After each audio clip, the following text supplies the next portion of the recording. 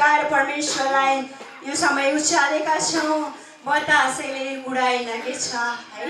अनि जब हामी यो भजनको शब्दहरू हामी हेर्छौँ भने कति सुन्दर शब्दहरू हामी यहाँ भेटाउँछौँ।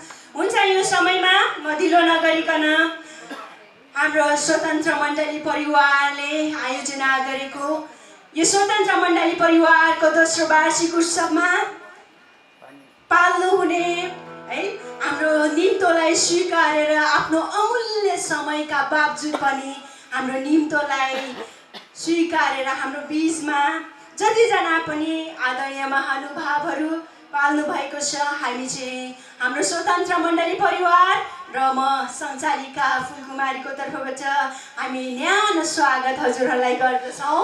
परमेश्वरले पक्कै पनि हजुरहरूलाई आशिष गर्नुहुनेछ। हुन्छ, यो समयमा हामी एउटा स्वागत गीत गाउनेछौँ।